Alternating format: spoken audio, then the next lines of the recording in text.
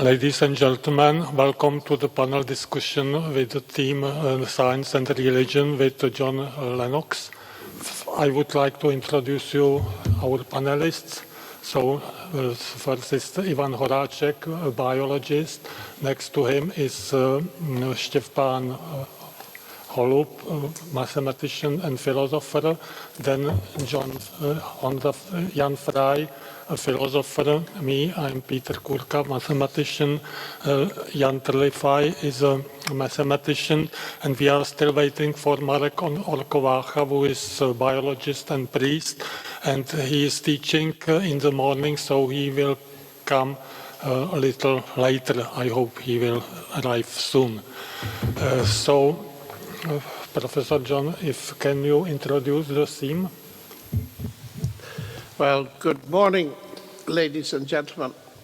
I feel ashamed that we have to speak English, but this is Thursday morning, and my check on Thursdays just is no good at all. I'm honored to sit on a panel of such distinguished philosophers, mathematicians, and biologists. In fact, I feel a little bit like a lion in a den of Daniels. But I'm looking forward to the discussion. And I would like to emphasize that, gentlemen of the panel. I'm not looking forward simply to you asking me questions. I am not a guru. What I'm looking forward to is your comments on the issues that we shall raise so that we can all benefit, particularly me. And I want to make a few remarks in telegraphic style about this topic. And if you write down what you think you might want to discuss, it's going to be brief, and I'm going to try and raise the issues rapidly. One of the popular misrepresentations of the science and religion debate is that science and religion are mutual enemies. And I think that's quite obviously not the real issue. Let's take the Nobel Prize for Physics. Some time ago, it was won by Peter Higgs, the discoverer of the Higgs boson. Peter's an atheist and a brilliant physicist. Sometime before that, it was won by Bill Phillips, who is a Christian. Now think about that. The Nobel Prize for Physics is the highest possible prize.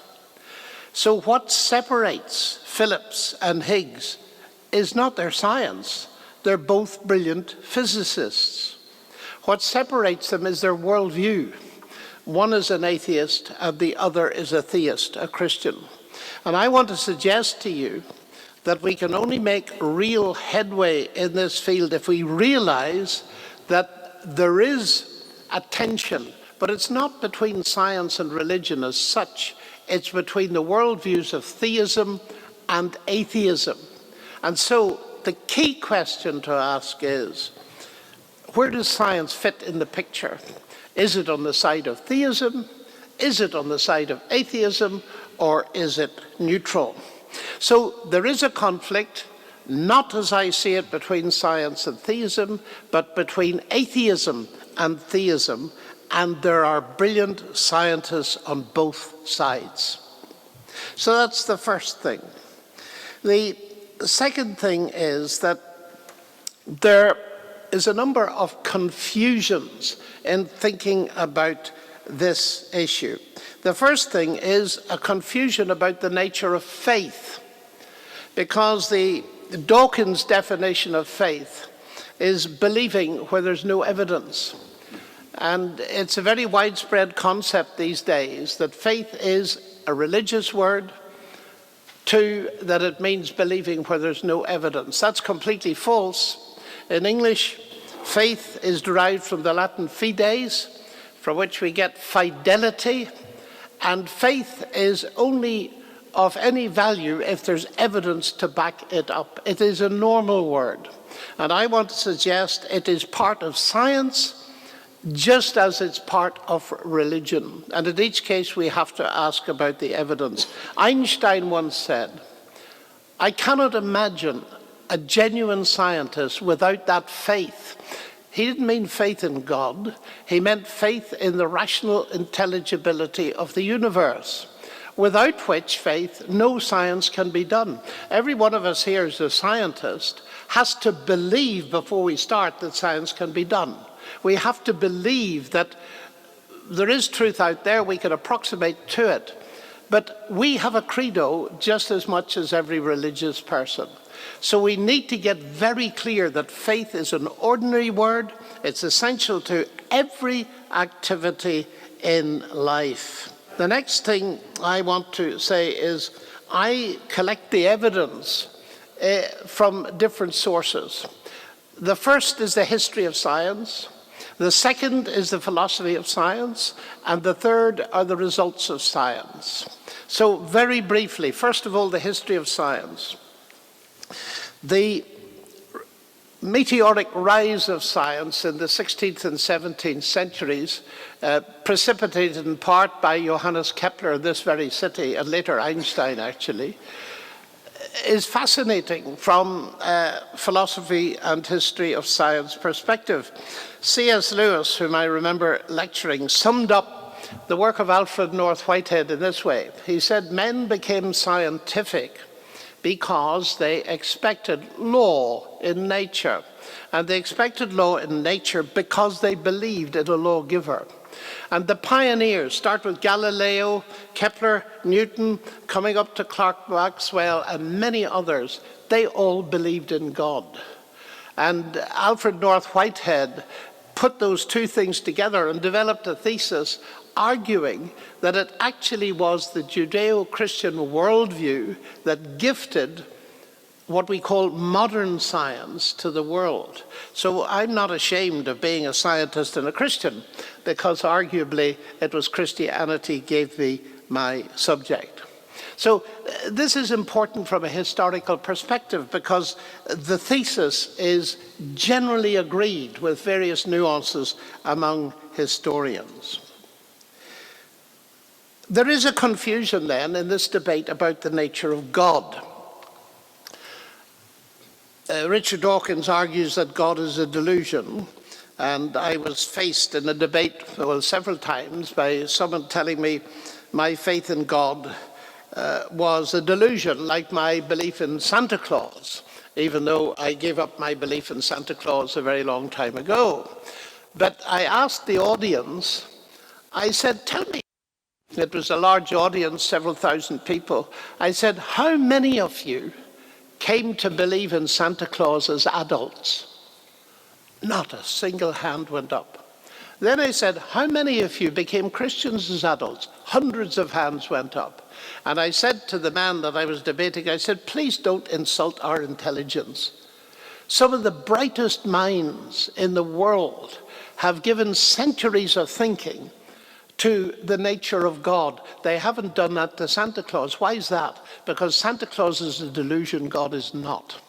And it seems to me that this is very dangerous kind of a simplistic speech. But the problem is that many people, including the late Stephen Hawking, when they talk about God, we need to be very careful to ask what they're talking about, because they're talking about gods in the sense of Greek gods.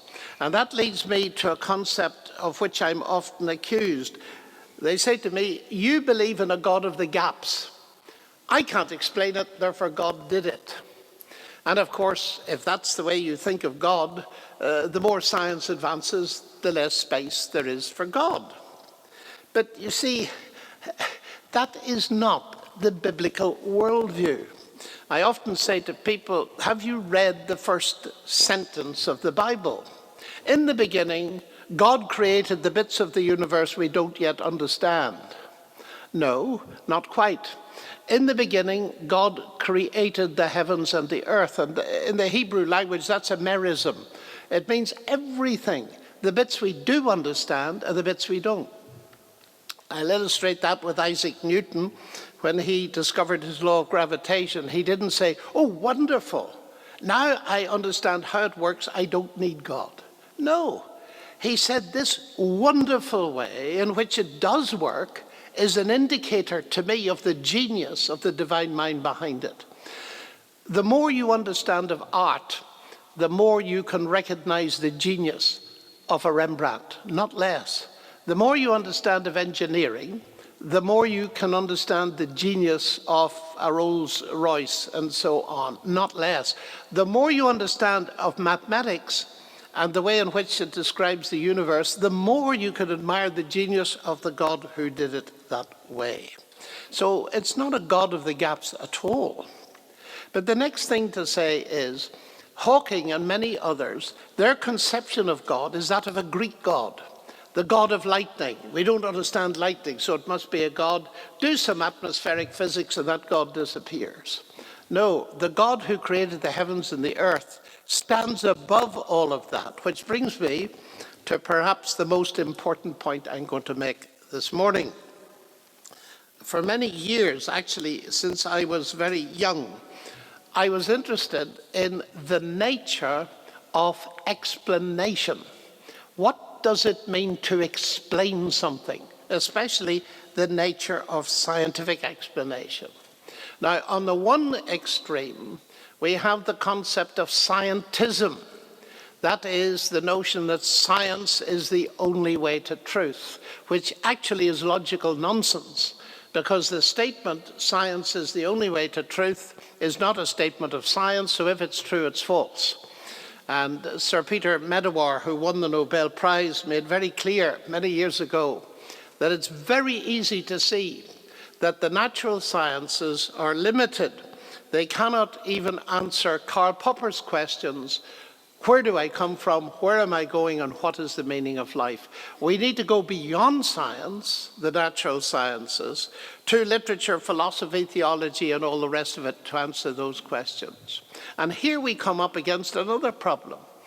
The implicit assumption on the part of many people I interact with that science, and that is the natural sciences, not science in the sense of Wissenschaft, Naturwissenschaft, the natural sciences are coextensive with rationality. That's nonsense. Half the faculties in Charles University would have to close if that was the case. History, linguistics, languages, literature are all rational disciplines, but they're not the natural sciences. That's point number one. The next point is scientific explanation is often incomplete. For example, when I was at school, I was told that the law of gravitation explained gravity. That is not true. Newton himself wrote non fingo hypothesi. I don't understand what gravity is. I've given you a law which enables you to do calculations, wonderful mathematical calculations, great fun teaching it. But he didn't know, and nobody actually knows today, exactly what gravity is. Scientific explanation is in itself limited. But now the most important thing, the God explanation and the scientific explanation. What philosophical category do they belong to? And I want to argue that they belong to different categories.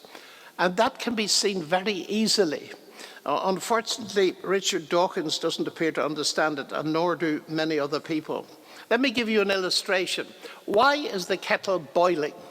Well, because heat energy from the gas flame is being conducted through the kettle and is agitating the molecules of water, and it's boiling. Well, that is one explanation, but actually it's boiling because I want a cup of coffee. Now, think about that. We smile at that, and rightly so. Those are two explanations of the situation. One is a scientific explanation. The other is a personal agent explanation. They do not compete with each other. They do not conflict with each other. They complement each other. And in fact, the personal one is far more interesting outside the laboratory. People have been enjoying tea for millennia before they ever thought of the way in which heat works. Now, extrapolate that to the size of the universe. The God explanation no more competes with the scientific explanation then Henry Ford competes with automobile engineering to explain a motor car. You need both. And when I lecture on these things at school, I say, please choose between the two explanations. And 12-year-olds put up their hand and they say, but sir, you need both. Why some professors cannot see that, I just do not know. So it seems to me that the major issue here is to realize that there are different kinds of explanation. Now, my final point, I've got 10 seconds left. My final point is to say that I am not talking about Stephen Jay Gould's notion of completely separate magisteria, noma, non-overlapping magisteria. Here's science, here's God. Because although there are massive distinctions, the universe that the scientists discuss is exactly the same universe that's being described at the beginning of Genesis. So there is certain overlap, and one of the biggest and most interesting things to me is the way in which the Bible, that has very little to say about the how it was done, what it does say is fascinating. And God said, let there be light. And God said, this is a word-based universe. In the beginning was the Word. Through the Word, all things came to exist. That's an existence statement. That's the exact opposite of the atheistic, materialistic, naturalistic worldview, which says in the beginning was, well, the particles, mass, energy, or these days, it's fashionable to say in the beginning was nothing, but you have to redefine nothing to understand that. So we have two worldviews. I come to end where I began, two worldviews. And it seems to me that science and philosophy and everything else, the fact that we are capable of making words to describe the universe, the very fact we can do mathematics and do science, is to my mind one of those evidences that point towards the fact that behind the universe there is a divine mind. Ladies and gentlemen, thank you.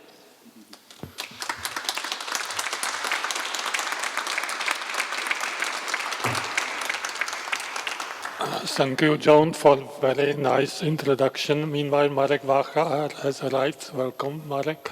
And we proceed with the discussion. Jan, can you have some comments? Thank you. Good morning. So since you mentioned as the first thing the enemy issue, the enemy relation between atheistic scientists and Christians or Christian scientists, I noticed that there exists this kind of genre of debates that is particularly popular in the Anglo-Saxon world. We don't have it here yet, but namely those debates, but there are two people recorded by YouTube or videos which discuss like Dawkins and D'Souza and so on. And they are like a typical or very strong, well-known atheist scientist on one side and a Christian or even Christian scientist on the other. And I've seen some of them, and my impression was that this does not contribute to to explain things or to some kind of killing this enemy issue and making the converging to some constructive thing. In fact, what my impression was that it actually is used to build these towers. On one hand, of the Christians that block, they make a tower to protect themselves from science, and on the other hand, the atheist scientists or atheists that just use Dawkins' arguments, they collect them and use them again and again against the Christians. So what is your opinion on these debates that you can see on YouTube? And I think you may have participated in some of them. So what was your impression from that? I'm guilty of participating in many such debates, and I do not do it anymore. For the reasons that you have suggested. There was a time in which I think it was important for other reasons, and that is because in the media and in the press, the atheist side got huge coverage. and no one stood up against it. That's why I got involved. But I rapidly realized that that debate, confrontational debate format, actually provokes the worst in human beings. And the temptation to use emotional arguments and to depart from logic and science and just try and score points. Now, it's interesting that there has been a very big development where I'm concerned. What I now favor, and many of my atheist friends favor, and I have many atheist friends, is a moderated discussion, like we're having now, so that evidence can be presented from different viewpoints, and trusting the public to be able to make up their own minds when they hear evidence. Let's get it out into the public and have a proper discussion. And it's interesting, I've had several letters from people who it was first suggested I would debate them. I turned it into a moderated discussion by request, and they wrote me a letter and said, thank you so much for changing the format, because we really had a good discussion. The other thing to say about that is, confrontational debates, if you take them seriously, require enormous preparation. Now, you said the Christians use the arguments to protect themselves. I don't quite submit to that. I think some do, but not all. I think there really is stuff to be debated, but it's a dangerous format. So I simply agree with you. I'm guilty of doing it, but I don't regret doing it, because actually it gave me a worldwide international platform to move on to the next level, which I much prefer. If that makes sense to you, would you be happy with that? Thank you. Yeah.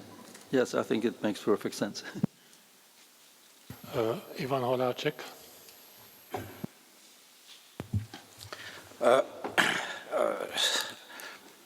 I feel I was invited to discussion to play a role of Richard Dawkins as an evolutionary biologist.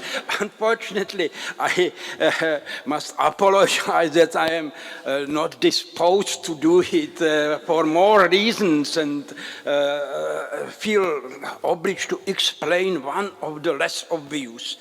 Perhaps you know that the Czech Republic is sometimes reported as the most atheistic country of the Europe. Indeed, the demographic surveys report mere less than 20% of population which declared them as faithful, and half of them is declaring some religions, mostly Christians. But at the same time, atheism is declared in very few percent of population as well. Vast majority, nearly 80% of Czech population, simply refuse any declaration in that respect. This is the setting which is quite different from the situation of other countries, and perhaps calls from some supplementary explanation and comments. Maybe, of course, that also due to some historical experiences, Czech people traditionally tend to keep a skeptical distance to church dogmas and prescribed explanation in general. From the same reason, neither scientism and atheistic religions of no-day times took real roots in the minds of Czech people, and to say that the science will soon explain us everything, it can be used only like a joke in a pub discussion.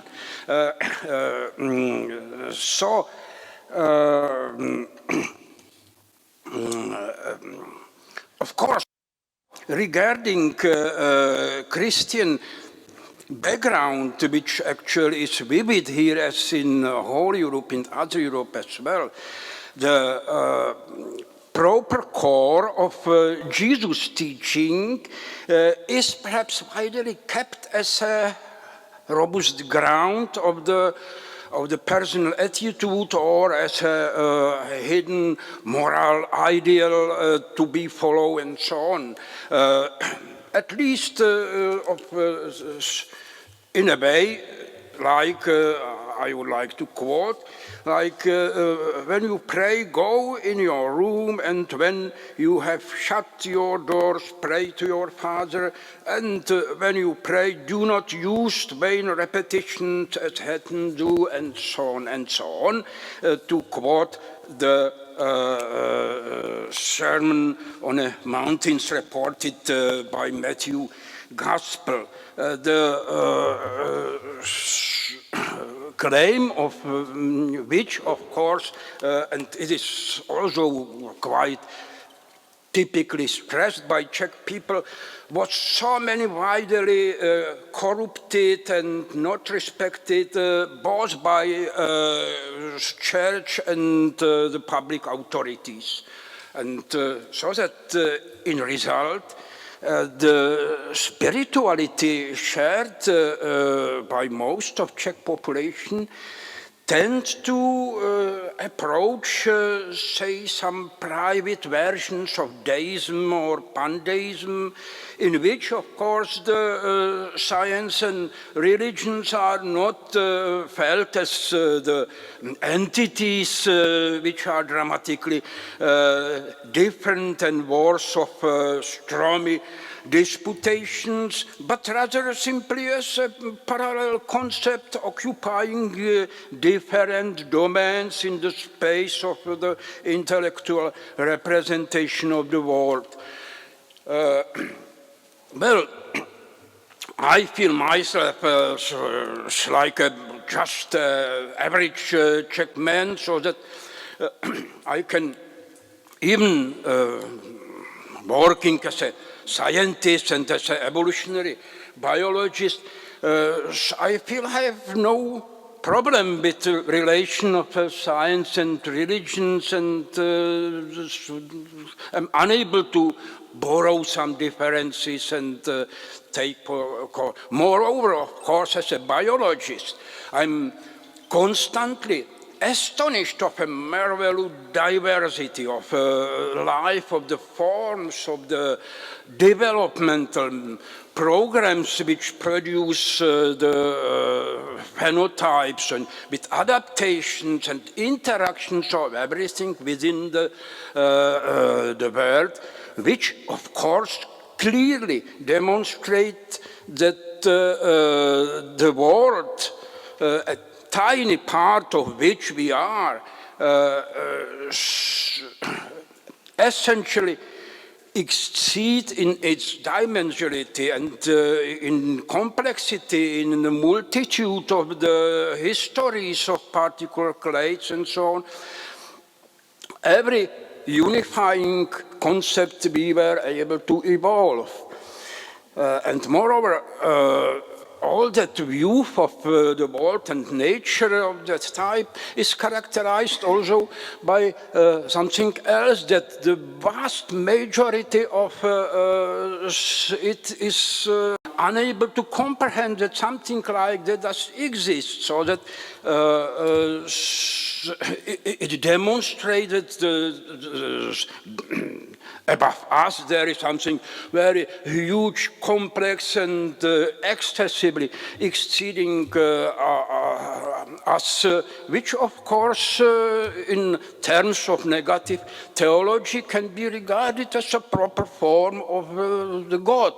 And so any biologist who is really concerning the nature would perhaps agree, because fair evaluation of the real scientific knowledge by a scientist should be perhaps that we are trying to comprehend a very small fragments of the unity of the world to which we, for which we have some tools reliable and some previous knowledges, but there is much more things above us.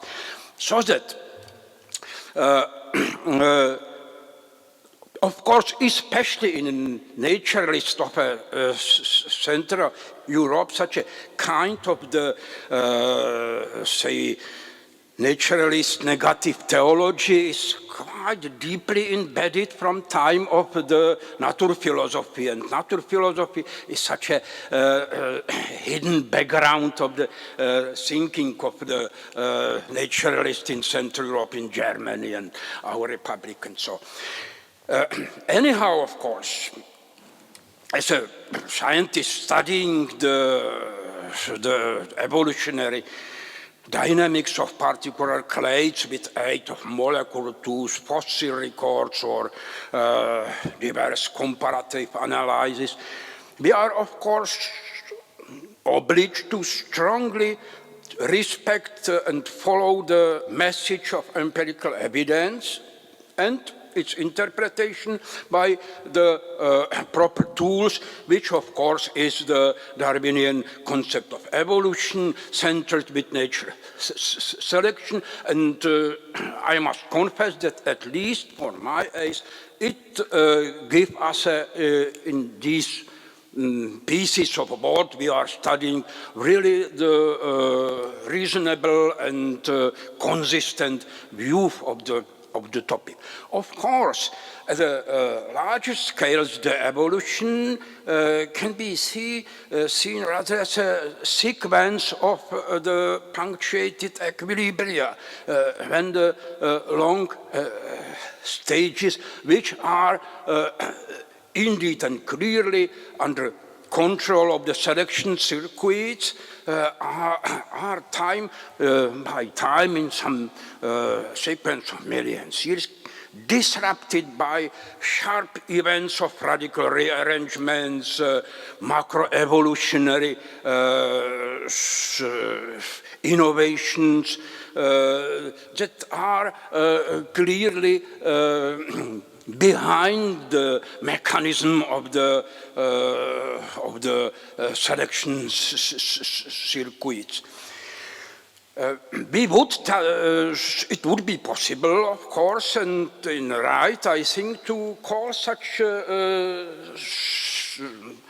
events termed miracles or direct intervention of God or the Holy Ghost eventually. Of course, in frame of the scientific view, we can hardly afford such interpretation, despite that beyond scope of scientism, perhaps every one of us can experience that not only shits, but also miracles happens, and we... maybe this is already too much questions. Okay. Maybe I'm already finished. After, but yeah, I have some questions, but I need to prepare them with still few sequences, few sentences. Okay, so that we should, in terms of scientific discussion, we should term such events, say, black boxes, and which keep their explanation just in hands of the religious views, what is inside the black box. Or and unfortunately, as scientists, we are obliged to do it. We should analyze perhaps what is the behind synchronicity of intrinsic or extrinsic factors which caused these events. And such approach seems to be quite necessary when our study will focus to affairs of human history and specificities of human being. And currently, of course, this is quite topical approach, and conceptual tools and methodological approaches of evolutionary biology focused really not only the physical anthropology, but also in dynamics and evolution of languages, evolution of culture, history, and supposedly it should tell us something also on evolution of religious representation and about consciousness. Following that explanation, for which I apologize a bit perhaps long, I would like to ask Professor Lennox with 3 questions. One, could you suggest by which way the form of Christian religious you report and you propose could enrich the skeptical pandeism of Czech spirituality? The second, which of the domain of evolutionary science and what of the phenomenon of evolution needs an intervention of the religious inferences? And third, how to look upon the attempts to interpret the domain of human culture, history, consciousness, or religious representation in terms of the nature selection concept. Thank you. Can you answer these 3 questions? Well, I need about 20 hours to respond to all of that, but thank you for your analysis, because I resonate with a lot of that. Your understanding of the way in which atheism has come to at least appear to dominate in the Czech Republic. I come from Ireland, and it's interesting that historical factors have contributed a great deal to the decline in religion. And those have mainly to do with the horrible abuses caused by the professing Christian church. And I think that what you're hinting at in the history of this country is very similar to the history of my own country, in that it's not just a rational debate. It's people who have had a horrible experience of negative, what I call negative Christianity, which is completely contrary to the teaching of Christ, that has caused this. Point number 2 in what you said is very important.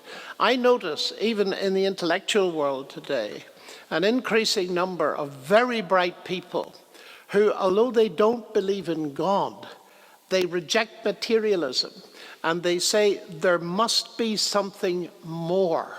Now, I'm very interested in such people for obvious reasons. Also, let me come to your 3 questions and attempt to look at them.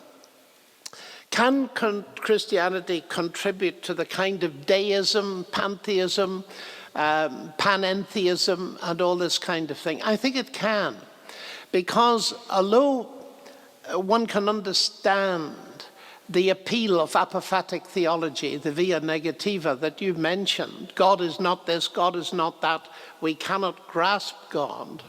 It seems to me that that's a humble attitude. We can't know everything. I agree with that. But on the other hand, the central claim of both Christianity and Judaism is that God has spoken and revealed himself. So it's not arrogance, to my mind, to accept what God allows us to know. And I think there are things we can know. And therefore, I'm very positive about the fact that people can move on to from this kind of vague deism. There must be something more, and we can show them what that something more is. But that involves more than a rational understanding of history. It involves genuine experience, because a relationship with God, let me put it this way, God is not a theory. God is a person. And if he's real, then the biggest thing is to be able to have a relationship with him. And it's step by step. And I have watched people take that journey. So I think there is hope on question number one. Question number two, you raised also in your introduction the question of miracles. And I'm faced with that a lot. The idea that as a scientist, I cannot possibly believe in miracles. Now, we need to be clear here. There are many claims for miracles that are completely spurious and ludicrous. And I would confine myself to the kind of miracles that are central to Christianity. Firstly, the fact that God became human, and the evidence for that in the resurrection of Jesus from the dead. And I think C.S. Lewis was right when he pointed out that David Hume was wrong. David Hume is responsible for the mantra that's quoted by many scientists, that miracles are violations of the laws of nature, and because we know the laws of nature, no scientist can believe in miracles. I think he was wrong.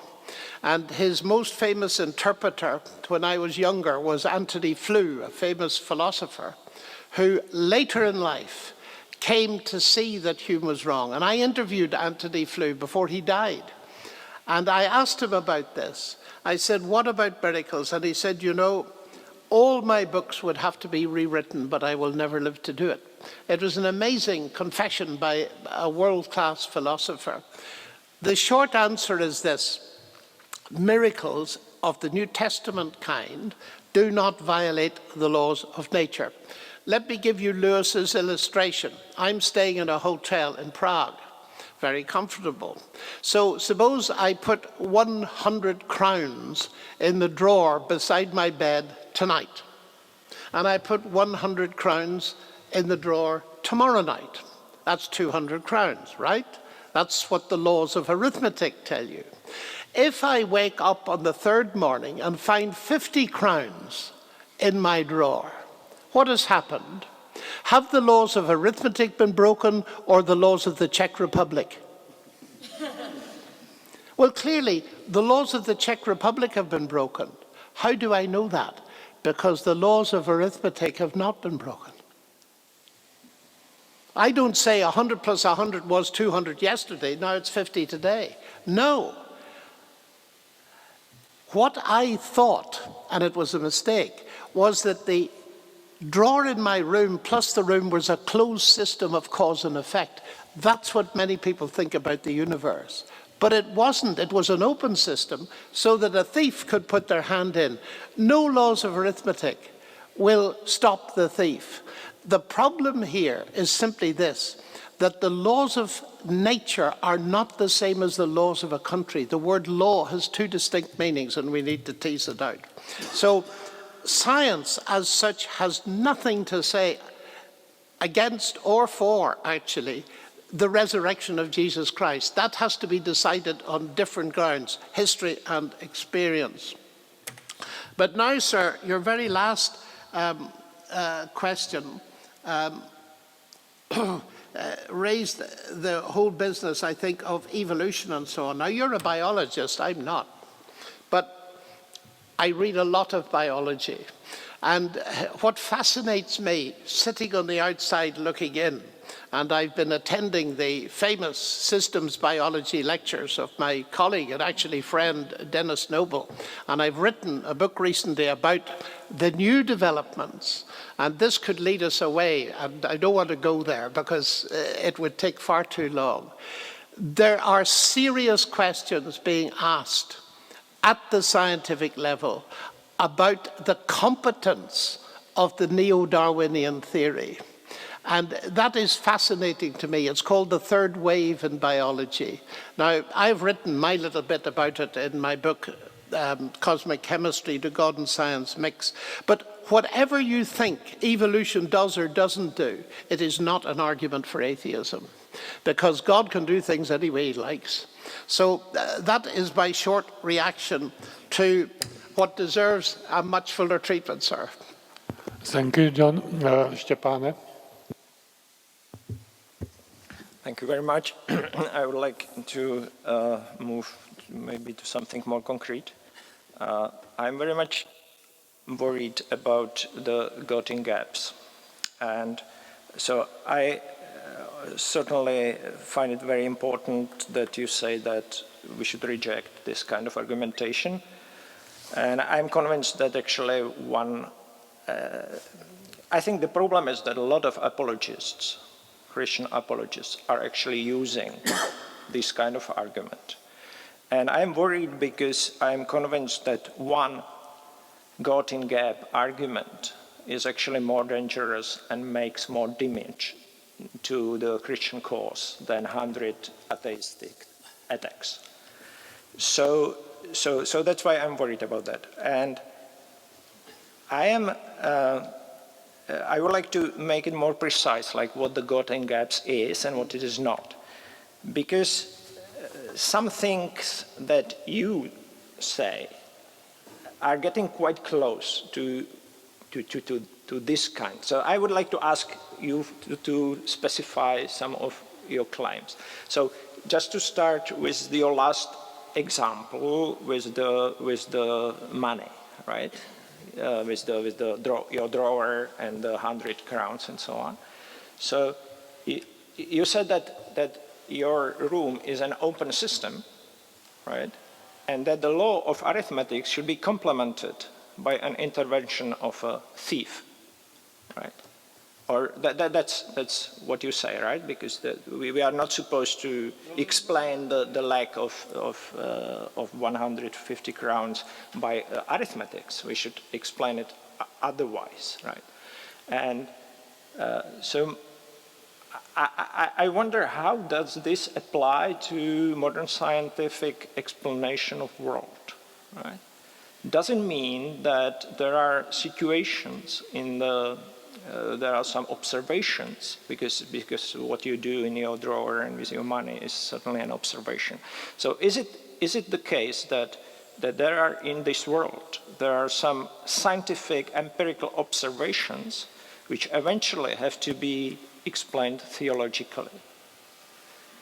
So this is my question, and if not, then I would like to understand your example, and if so, why this does not qualify as Göttingen gap, and what then would qualify? Like where is the borderline between what is Göttingen gap and what not? I think that's always the same. I have just one question, so I just want to give another example, which is the example of your usage of Kepler that you used even yesterday in Dominican convent, that you said that you admire Kepler. I think you wrote it in your books as well, that you admire Kepler by putting aside the Aristotelian metaphysical framework, and that's I think that's a good argument, but I don't quite understand what parallel you want to make with the current situation, because it seemed to me that you are saying that even today the science is somehow biased, as it was in the time of Kepler, and we have somehow to shift away some framework which would be probably atheistic framework. And this seems to me somehow contradict what you also said today, that actually these are the two ways of explanation, and that there is some autonomy to the scientific explanation. And this, what you say about Kepler, this parallel suggests to me that you are claiming that actually modern science as it is somehow atheistically biased. Thank you. Thank you very much. This is a fascinating subject, and thanks for bringing up these points. They are extremely important. And I'm like you. I really do fear the God of the Gaps objection, and I know that it can be leveled against me. So let me just go a bit further than I did in my talk. Firstly, it seems to me there are two kinds of gap. And I owe this actually to my teacher of quantum mechanics, John Polkinghorne at Cambridge many years ago, who pointed out that there are good gaps and bad gaps. The good gaps are those that are revealed by science. The bad ones are those that are closed by science. So a bad gap would be the idea that there's a God behind lightning, for example, that I used in my talk. But a good gap would be the question, and it relates to what you said right at the end. Are there any observations within science that lead us to look beyond science's methodology to, you said, a theological explanation? I think there are. I think, for example, studying history, the whole question of the resurrection of Jesus is one of those actual things where there is not a scientific explanation, and I wouldn't expect there to be one. Of course, what your question goes back to is another even more complex question, and that is, what is science? Because defining science is virtually impossible, as you will know. We have, these days, people are more modest and they say we've certain concepts that we associate with scientific investigation. But science, unfortunately, in many people's minds, is connected with repeatability. But you can't repeat the origin of the universe. And many things studied by evolutionary biologists are not repeatable. They are based on what we call historical science, or abduction, inference to the best explanation, which is perfectly reasonable, but it doesn't have the same authority as that of repeatability. So that, for instance, let me concrete this in terms of examples. I'll deal with Kepler first. We come to the more difficult things second. My point in mentioning Kepler is exactly as you say. He challenged the Aristotelian notion, and he took the view that we now talk about, that the universe is contingent. God could make it any way he liked. If we want to know how he made it, let's look, let's go and see. And you say, is there something like that in modern science? I would be more cautious, and I'd say there's something like that in the minds of certain scientists. I can tell you one of them who admits it. Few of them admit it, who believe it, but Richard Lewontin, the very famous geneticist at Harvard, I think, admitted it. He said this, now this is roughly a quotation, I haven't got it completely in my head. He said, it is not that the methods of science commit us or force us to give a materialistic explanation for what we are studying. It is our a priori conviction that tells us that we must accept a materialistic explanation, however controversial it is, however much of a just so story, because, and he adds this, we must not allow a divine foot in the door. Now that is a very clear example of what I'm talking about. It's where an artificial limitation is placed on, your point, following evidence where it leads. Because you confine it, it must be a materialistic solution. What I say about that is simply this. Of course, you can define natural science to be applied materialism, but then you'll never discover what the whole picture is necessarily. If I invent a machine as a physicist that only sees visible light, and you come along, your name is Röntgen, and you come from Würzburg, and you say, I've discovered a new ray. And I say, well, let me have a look with my machine. The machine can't see it. And I tell you, your X-rays don't exist. That would be ridiculous because I have created a machine, by definition, that can't see them. And I feel Lewontin is one, and there are a number of others. Dawkins is another, and Hawking was another. There is still this naturalistic bias. It may not be clear in the Academy of Sciences in the Czech Republic. I can't speak for that. But it is very clear in interactions I've had with scientists both in England and America and Germany. It is still there. And so we need to raise that question. And of course, the gaps argument, to come back to that, let me give a simple example of this.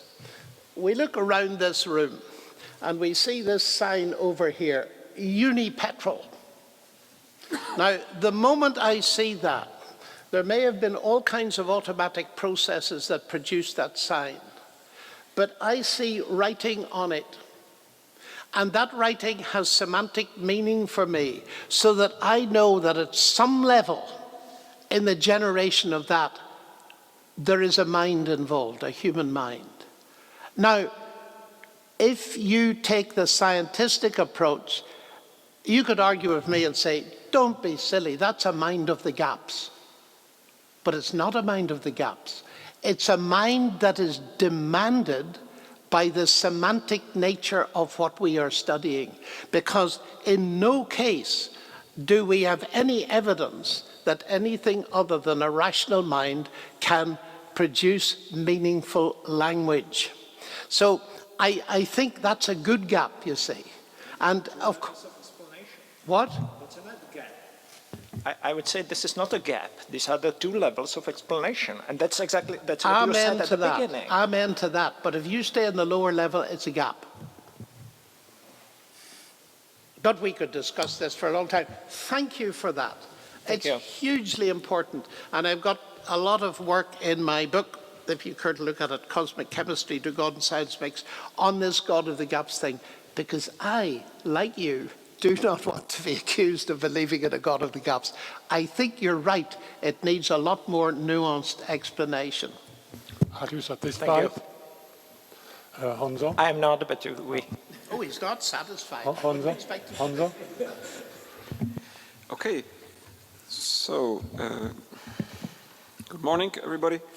Thank you, Petr, for inviting me. I'm honored to be part of this discussion, and I appreciate the discussion very much. But if you allow, I would like to shift or broaden the perspective a bit, because it seems to me that we are always moving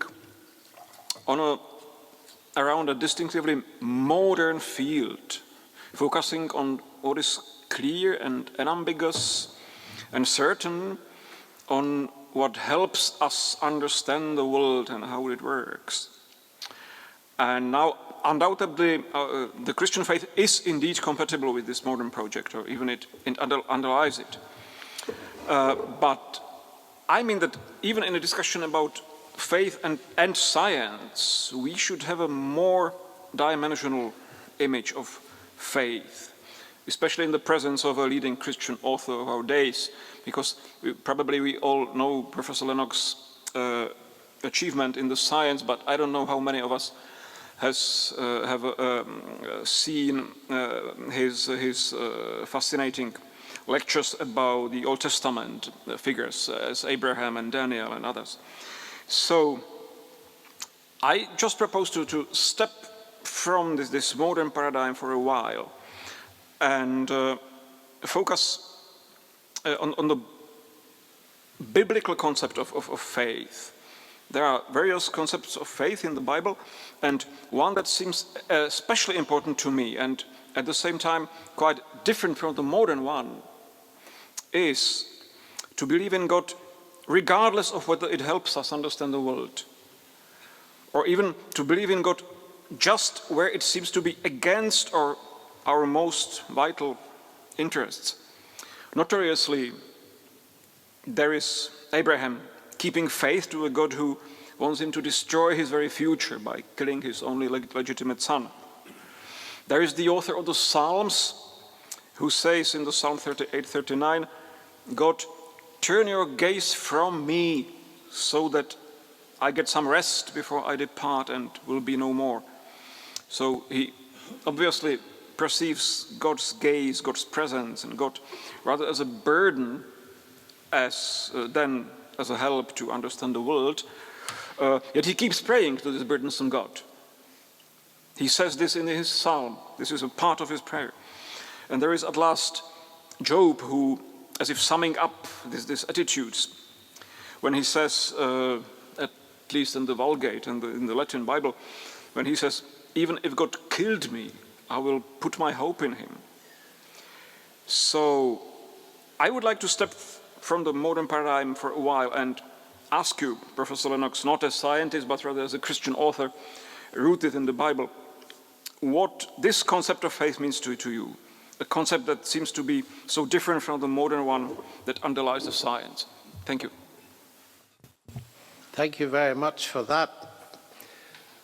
It's immensely important to me what you say, because it seems that there are various levels in Scripture and indeed in science of what faith is.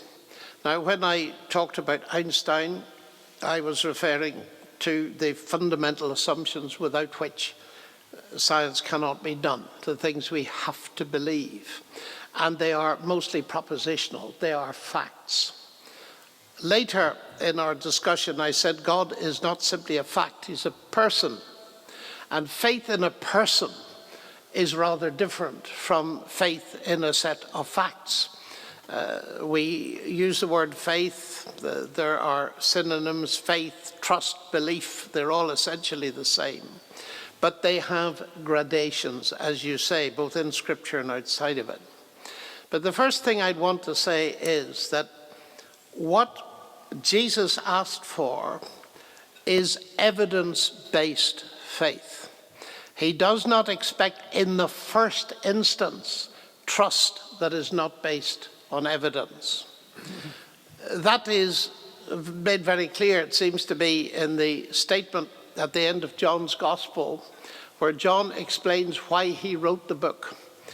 Many other signs Jesus did in the presence of his disciples, which are not written in this book. But these are written that, in order that you might believe that Jesus is the Messiah, the Son of God, and by believing you might have life in his name. Now, John's book is, by his own statement, a collection of signs. The Greek word for sign is semeion, from which we get the word semiotics. They are things that point towards who Jesus is and his claims. These signs he's collected as a basis for belief, faith, trust, so that we are not expected to believe without evidence. Now, often that is countered, sadly, by a rather famous philosopher who, it seems to me, if I might put it kindly, cannot read, in referring to Thomas. Because I often hear the objection, no, Jesus expects you to believe without evidence, because he said to Thomas, because you've seen me, you believe. Blessed are those, rather, who have not seen me and yet believe. And he said, there you are. Faith is expected to be exercised without evidence, but that is very, very simplistic.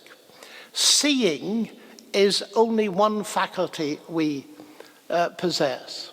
And what Christ was saying is, Thomas, part of the evidence was his vision. But I sit here as a believer, and others of you probably do, in Christ. I've never seen him, But that doesn't mean there's no evidence. There's masses of evidence, both in terms of scripture and in my own personal experience. So that this is just a silly objection. But now I want to come to your point, because it is a weighty point, and it's very important. My relationship with God, I understand in dynamic terms. Just as trust in my wife, and we've been married 55 years, is a dynamic thing, it grows. And there come points in life where someone we trust may behave inconsistently. We didn't expect that. Now what do? When a friend of ours is accused of something, say, immoral, or they've stolen something, do we say, oh, indeed, how very interesting? No, we tend to say, first of all, I'm going to give them the benefit of the doubt because I have reason to trust them. Now, in my life and my experience of God, I know a little of what you're talking about, because we come up against hard questions. And the hard questions, ladies and gentlemen, the hardest of all is the problem of evil and suffering. I nearly died a few years ago, and a surgical intervention saved my life within seconds of what should have been a massive heart attack. And people say to me, are you grateful to God for that? Well, yes, I am. But in that same month, my sister lost her 22-year-old daughter to a brain tumor. What do I say to my sister? And it's that kind of issue. And Job is one of those books, you quoted it, which raises simultaneously the problem of evil and suffering. Because at the beginning of the book of Job, the attack comes in two directions. There are natural attacks, there's fire and thunder and all this, and then there are the Sabaeans and various invading armies that deprive Job of his family, his children, and possessions. So there you have the problem of natural evil, the very curious phrase, the disasters that happen, and moral evil, the bad things people do to each other. And those are the hard questions. And when we're faced with them, the question is, and I ask myself the question when I'm faced with this, and I have many friends who lost all their relatives in the Holocaust, and I've been in Auschwitz many times, and I've wept every time. These are the hard questions. So what do? Do you become an atheist because of them, which many of my friends do? To my mind, that doesn't solve the problem, because it raises another problem. You remember Dostoevsky, Если Бога нет, то и всё позволено. If God does not exist, everything is permissible. And he didn't mean atheists can't behave. He meant there's no rational justification for the categories of good and evil if God doesn't exist. And it seems to me that many of my atheist friends, they feel they've solved the problem simply by saying that's a brute fact, that's how it is, get used to it. And I say, but look, you've lost something. You've lost actually the concepts of good and evil. And if you listen to your prophet, Richard Dawkins, he'll tell you you've lost them. This universe just is as you'd expect it to be, said Dawkins. If at bottom there's no justice, no good, no evil, DNA just is, and we dance to its music. That's the end of all morality. So you can't talk about the problem of evil, although Dawkins inconsistently still does. So I'm faced with a world, and I'm coming right to the heart of your question, that presents me with a mixed picture. There's beauty in this church, but it's damaged. Do you see that? And the world's like that. I call it beauty and barbed wire, or beauty and bombs. Now, every worldview has got to face that.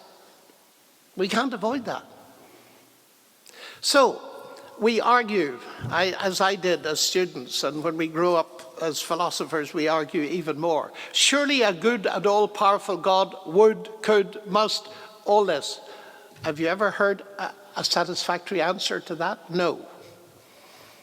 Now, in mathematics, when we can't answer a question, having tried it for 1,000 years or so, we usually have the sense to ask, perhaps there's a different question that we get further with, so we change the question. And I change this question. I can't solve the dilemma that Epicurus and Lucretius and people like that mentioned and David Hume picked up. But I can ask another question. Granted that the world presents us with these difficulties, is there any evidence anywhere that there exists a God that I could trust with it? And I see that. You asked me personally as a Christian author, so I'm going to answer it personally. I see that in the cross and resurrection of Christ. Because if Jesus actually is God incarnate, as he claimed to be, then what's God doing on a cross? That tells me that God has not remained distant from the problem of human suffering, but has himself become part of it. Now, if that were the whole story, it would be of no interest. But what changes everything in this respect for me is that death is not the end. God raised Christ from the dead, and he promises everyone who trusts him that one day they'll be raised from the dead. And I suspect, I don't know, but I suspect that a few moments the other side of death, when we see what God has prepared for those that love him, these questions may well disappear. I do believe there's sufficient evidence to trust God with those hard things. And my sister, she had a terrible time for years trying to come to terms with it, but she has now. And she trusts God with it. And that's the challenge. Have I had enough experience in my life? Is there enough evidence? Because the evidence is just not only in Scripture, it's in my experience, in your experience, that of the church and other Christians. Have I enough to trust God where it seems that things are not going the way I would like them? That would be my approach to the question. And if you're interested in reading more about it, I arrived in New Zealand about 3 days after the earthquake. Do you remember the earthquake, 2011? And I was on a lecture tour. I had to change every talk. And if you Google my name and earthquake, you will see a much more detailed response on radio, television, to that kind of deep question. And the most moving thing for me was, having spoken at one of the largest church services held in many years, I found a note waiting for me. And it was from a woman who lost her husband in the earthquake. She said, I couldn't stay. I didn't want to meet people. But what you have said about Christ, his cross and resurrection have given me the first glimmer of hope. Thank you. Thank you. So thank you very much. Well, as I previously emailed to all of participants, I deeply apologize to being late because I had to deliver a lecture to our faculty till 9:30. So big congratulations on receiving the Vision 97 award. And maybe for conclusion, my question is a little bit personal and very simple. Being a Christian, and by the way, being a Catholic priest, I don't see any contradiction between science and religion, but I think we have to go one step further, that not only science and religion in shaking hands, but how your scientific erudition, especially the mathematic erudition, will help you to your own path to God. Because I deeply appreciate that in many discussion in YouTube, in Oxford, etc., you don't only speak about the creator of heaven and earth, but your personal God. So my question is, like your scientific erudition will influence your own spirituality? I remember when I was a student at Cambridge, I met a very eminent theologian who had been a chemist, a research chemist. And I said, "Sir, how did that help you with the Christian faith?" And he smiled and he said, "Do you know, it taught me to appreciate the significance of a fact." And I think any intellectual discipline, and we're grateful for the education we've had, I certainly have, what mathematics has done for me is to help me to appreciate the logic of argument. And I find Scripture absolutely full of it. Jesus reasoned with people. And that has always appealed to me as something that resonates. He didn't ask us to trust in a vacuum. He revealed God to us. And so mathematics, and I did research in algebra all my life, it doesn't directly help me. I mean, I do not get my devotional life from algebraic equations.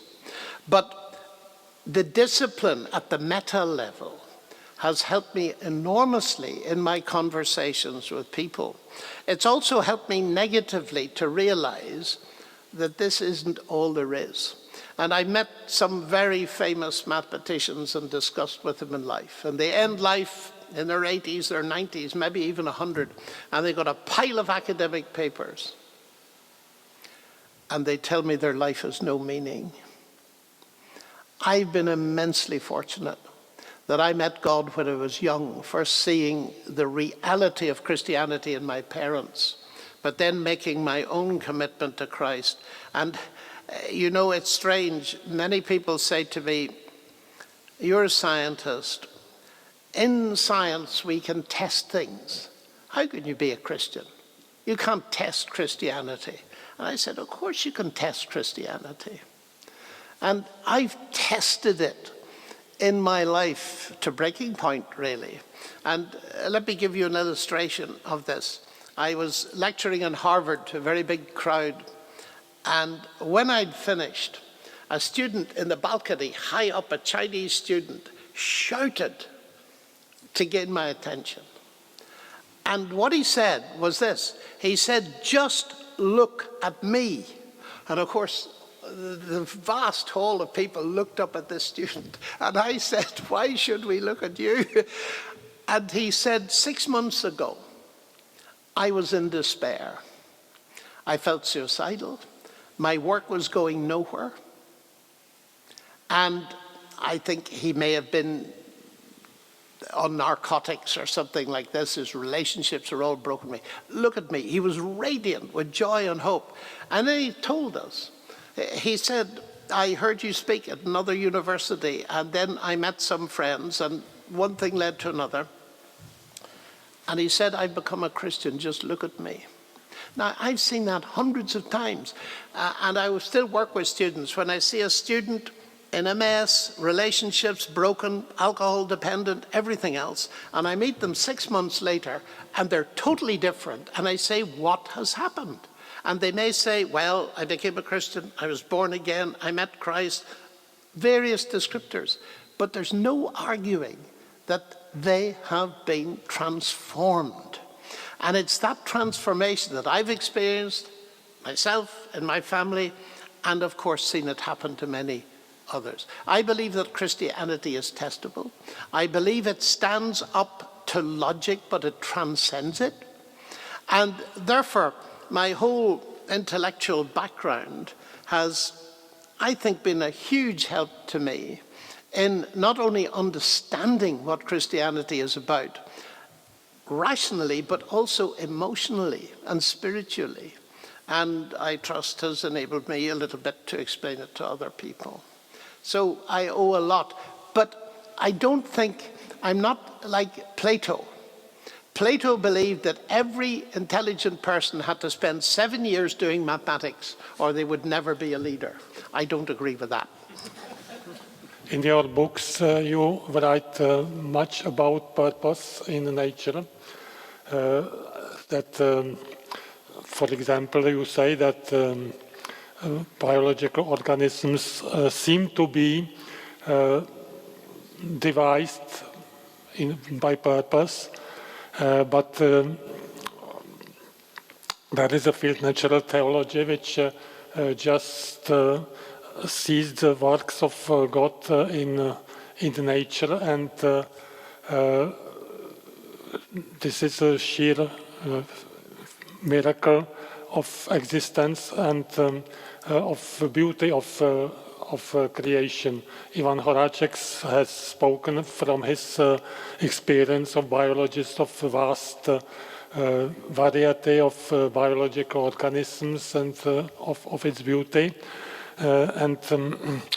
Similarly, we as mathematicians know that mathematics is also very, very beautiful.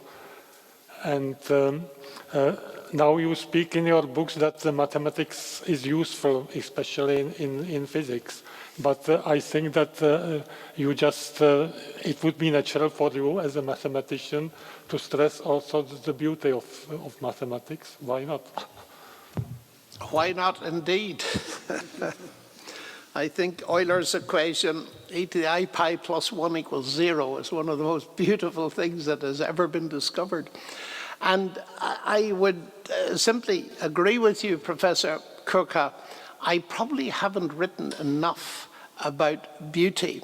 And my attention was drawn to this whole question by Professor Roger Scruton, who was a professor of aesthetics. He died not long ago, Sir Roger Scruton. It seems to me to be a very important thing. The heavens declare the glory of God. That's a perception, it's not a proof.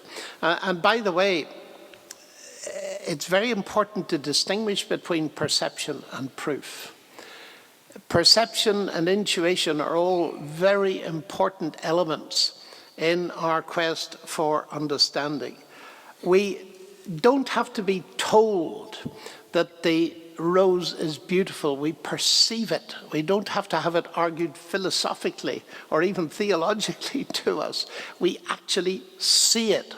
And therefore, I think there is a great deal in the argument from aesthetics. And I would simply hold my hands up and say, mea culpa. I haven't done enough in that direction, but perhaps this visit to Prague in this beautiful situation will correct that in the future. Thank you. So we have still time for further questions, either from the audience or by the panelists. Have you any questions? Maybe I will try one. So I think that an important feature of Christianity is the confession of sins. It means that we are aware that we are sinful.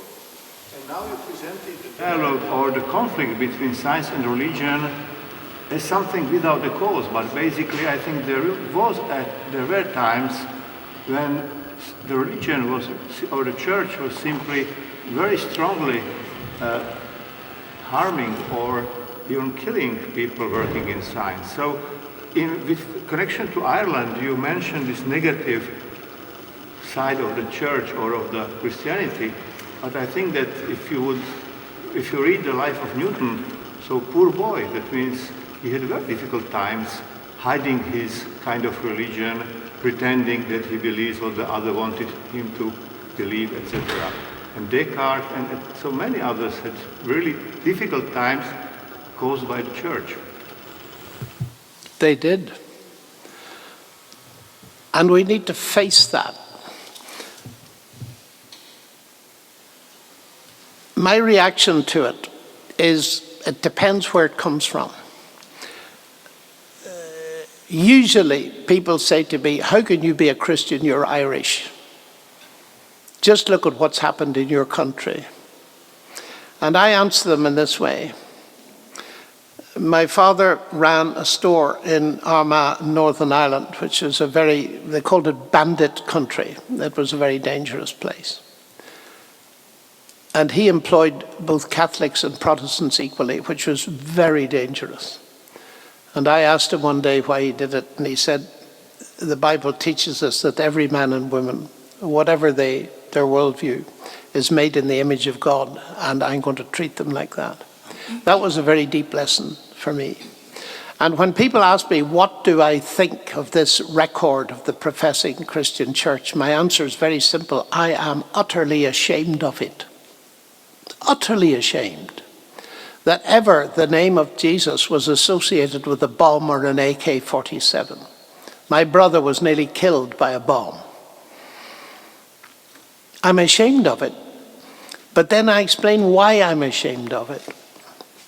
Because Jesus himself was put on trial as a terrorist. We often forget that, and it's hugely important. I used to wonder, why is there so much historical detail in the Gospels about the trial of Christ? And then I realized one day, it's so that we understand why he was put on trial. He was accused of political, violent activism, terrorism. And the Roman governor decided to conduct the trial himself, which is hugely exceptional in history. And he put to him the question, are you a threat to Rome? Are you a king? And Christ's answer is hugely important. To this end I was born, and to this end I came into the world, that I should bear witness to the truth. And Pilate said, what is truth? And he went out and declared Jesus innocent. Why? Because he realized, as most of us will when we think about it, that the one thing you cannot do with force or violence is impose truth on people. Especially if it's truth about peace with God, forgiveness of sins, salvation, and all the rest of it. And Jesus explicitly said to Pilate, my kingdom is not of this world, otherwise my servants would have been fighting so that I wouldn't have been delivered to the Jews. But now my kingdom's not from here. Now, that is his stance. So people who take bombs and swords and AK-47s to defend Christ or his message are not followers of Jesus, they're disobeying Jesus, they are not Christian. So that's my explanation.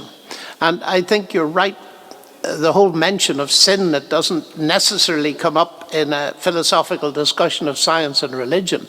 But speaking as a person, in my relationship with God, the reason I'm a Christian is because it's Jesus' message of forgiveness that I find doesn't compete with anybody else, because no one else in world philosophy or religion offers me what he does, which is forgiveness that I can know in this life. Because he says to me, if I hear God's word and trust Christ, then I won't come into judgment. I've already been forgiven. That I find nowhere else. And that's one of the reasons I'm a Christian today. Thank you. Further questions? Oh. Thank you very much for your presentation, because it reminded me my own experience of studying some time ago such subject as idea of science and religion fusion. And my own results, conclusions absolutely coincide with yours. So I absolutely share and support your idea that the statement of science and as a rival to religion is today absolutely outdated. But the only question I'd like you to clarify later is why this idea of their contradictions appeared, who is responsible, and why it was so strong, and still sometimes we are meeting with such statements. But I would like to add to your idea that science is not rival to religion with one more point. Science, religion is not rival to contemporary science.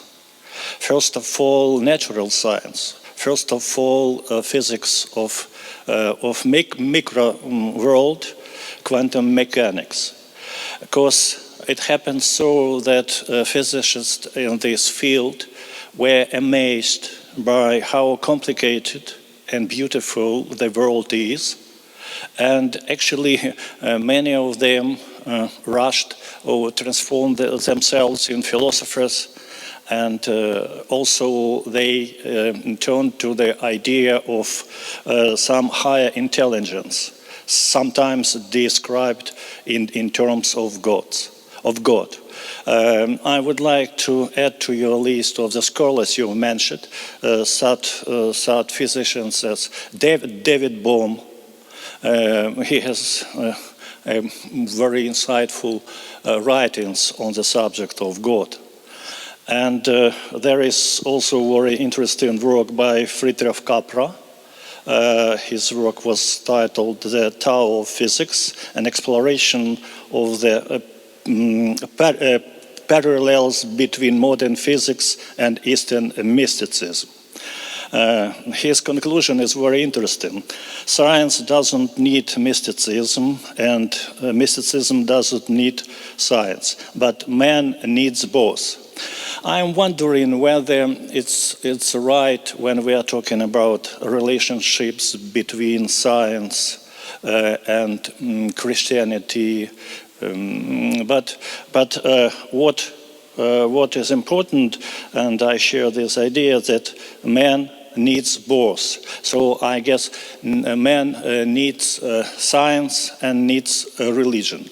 To make it short, my own common sense was that science and religion are just complementary ways for a man to get a proper orientation in the world.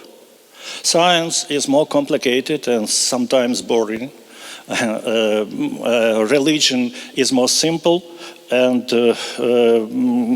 which is using saint stories and narratives. And if you are interested in scientific scale of discussion on the subject, I strongly recommend the journal Zygon, the Journal of Science and Religion. Since that time, I'm usually learning to look through the pages of this journal, and for me, there is no question about relationships between science and religion. Thank you. Well, thank you very much. I'm very aware of that journal, and I've read Friedrich Capra. And of course, in a short presentation, I don't mention all the authors I've read. There are hundreds and hundreds I haven't mentioned, but thank you for drawing our attention to them. You make two substantive points. The first one is the history of the conflict. How did this ever get going when it's so obviously false? That is actually very complex. I have worked with one of the world experts on it, John Hedley-Brooke, who is Professor of Science and Religion at Oxford. And I would strongly recommend his book on this, because he's a very cautious historian of science. And it is very complex. There are several iconic events that most people know about. There's the apparent alleged conflict between Galileo and the Roman Catholic Church. And then there's the famous Huxley-Wilberforce debate in the Natural History Museum, where incidentally I debated Richard Dawkins, which was quite an experience. But careful historic analysis shows that there's no substance in either. First of all, Galileo was not the wisest of men. He decided to talk in Italian rather than Latin, and the scholars didn't like him. Secondly, the first objections to Galileo did not come from the Catholic Church. They came from the Aristotelian philosophers.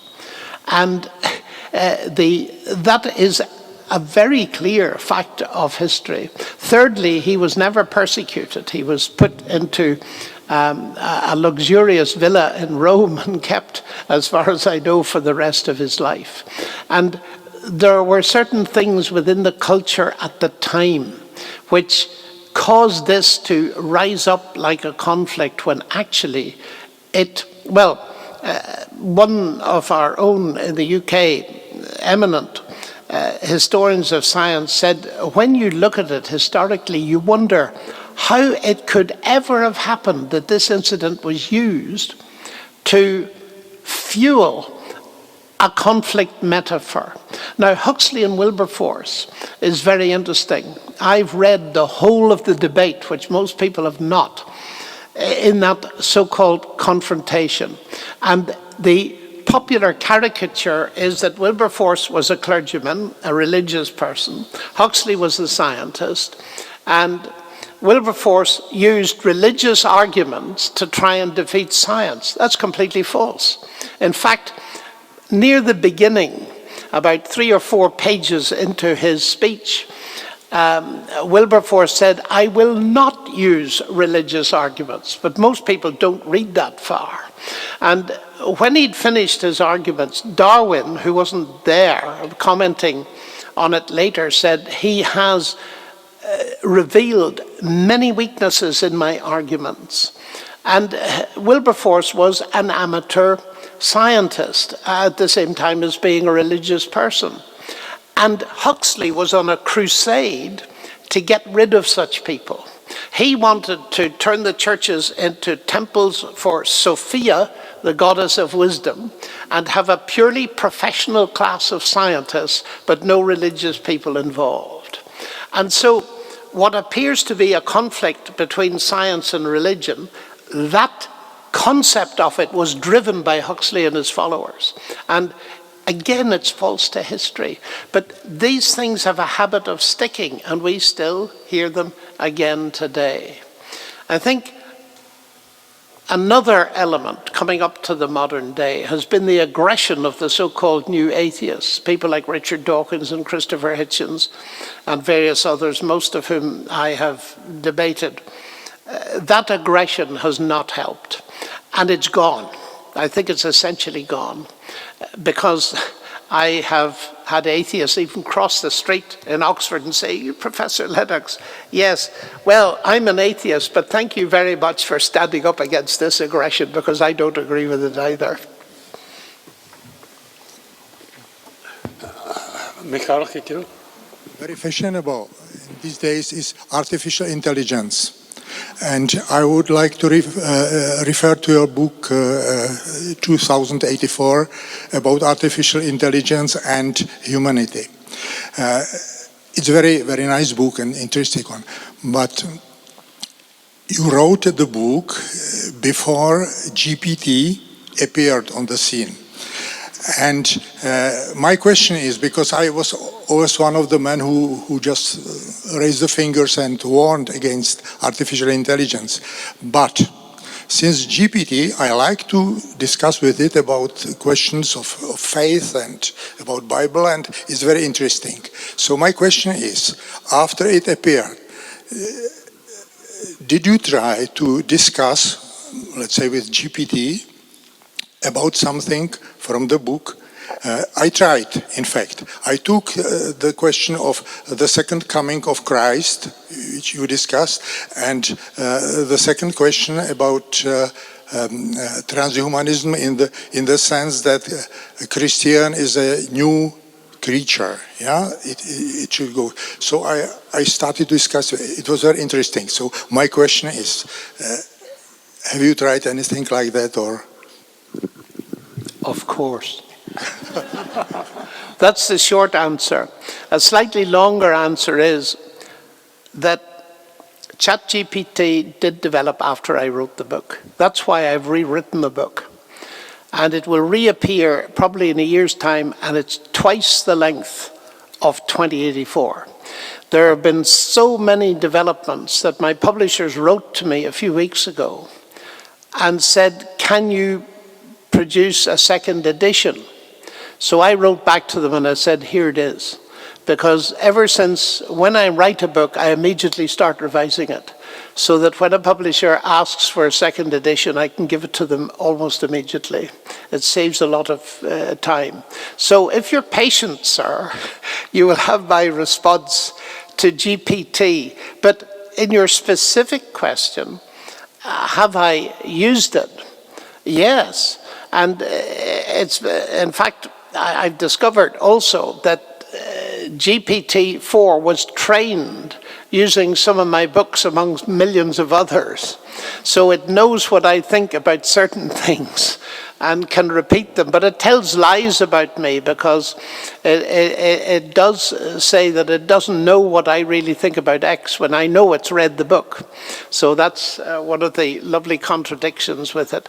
It's actually very interesting and useful for factual information, provided that you check. It's very dangerous to trust GPT on its own, as people are increasingly doing. And I fear, sir, that many sermons will be written by GPT without being checked. Thank you. I would like to comment. Yesterday, Professor Lennox had the lecture about artificial intelligence, and the moderator of the question introduced it, that he posed a question to GPT. What would Professor Lennox say about artificial intelligence? And he read us the answer. Well, this lady, yeah. Hello, thank you so much for giving me the opportunity to also ask a question. I wanted to ask about Revelation, the last book in the Bible, because also we started with the topic of the second coming. So I would like to ask, because this book is really discussed a lot, and I have also read a lot of books and a lot of commentaries and a lot of people discussing what it can mean and how it can happen and so on. And also there are things written in Revelation that, for example, Revelation 22, 18 to 19, that like the one who adds to or subtract from Revelation cannot enter the holy city and will receive a lot of plagues that are written in the book and so on. So my question is actually really simple. Do you think that it is important for believers or Christians in this time to know Revelation, and why? I think it's enormously important. The very interesting thing, in direct answer to your question, is that in the first century, in the Roman Empire, Paul visited a church in Thessalonica. And he was only there 3 weeks, according to Luke's record. And while he was there, he talked to them about the second coming of Christ. And he said to them that before that happened, there would arise a world leader called the man of lawlessness, meaning spiritual lawlessness. That is, someone who defied God and claimed to be God. That would happen in the end time. And he told them in the first century, within 3 weeks of being there. So he was telling them material that would eventually be put in a different way in the book of Revelation, within 3 weeks of them becoming Christians from raw paganism. That tells me that this is very important. The second point is this. He explained why it was important, which was your question. And he said this mystery of lawlessness, spiritual lawlessness, the idea of homodeus, man becoming God, is already working. That is in their own culture and society. Because they lived at a time where Christians were being persecuted because the Caesars were deifying themselves, or to be more precise, dead Caesars were regarded as gods. And if Christians weren't prepared to offer incense to Caesar as God, they were often martyred, they were killed. So in a time of persecution 20 centuries ago, Paul encouraged the Christians to realize that what was happening in their culture at that time would grow until the end time, where the book of Revelation then comes to speak of it. So I think what is in the book of Revelation is hugely important for every generation. It talks about the future in such a way to let it have an impact on the present. Let me put it this way to you. You cannot live for the present. You can live in the present. You can only live for the future. You had to decide to come here before you came here this morning. It's a short future, but still. And you're probably doing things in your life at the moment that are preparing for tomorrow, next week, and so on. And with that kind of logic, it seems to me that a core teaching of Christianity, it's not peripheral, it's core, is the promise that Jesus would return. And that is meant to have a moral and spiritual impact on our lives. It's not meant to give us a timetable so that we can identify these things necessarily. What it's meant to do is, as the Apostle John explained, he that has this hope, or she, if we really have the hope of Christ's return, then we will purify ourselves. In other words, if our hope for the future of Christ's coming doesn't have a moral impact on our lives, it's meaningless. So yes, it is so important that I'm beginning to think of writing a book about it. But if you want to know some of the things I think about it, read the book that the person sitting behind you recommended, because 2084 has got several chapters about parts of the book of Revelation. Well, if now, by the way, our time is closing, so we can, I thank to Professor Lennox for very interesting answers and exposition to all the panelists and to all the audience. Thank you very much.